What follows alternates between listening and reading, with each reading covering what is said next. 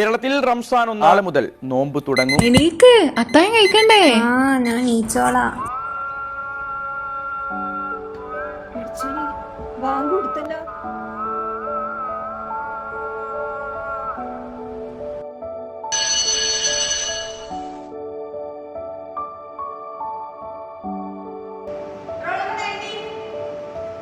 താൻ കുറെ നേരമായിട്ട് ശ്രദ്ധിക്കുന്നില്ലല്ലോ.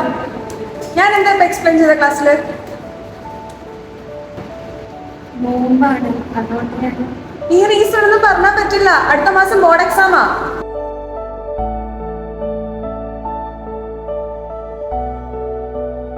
നമസ്കാരം. പ്രാർത്ഥനയും നന്മയും കൂട്ടായ്മയുമായി ശരീരത്തെയും മനസ്സിനെയും നവീകരിക്കാൻ ഇതാ ഒരു പുതിയ നോമ്പുകാലം കൂടി വന്നെത്തിയിരിക്കുകയാണ്.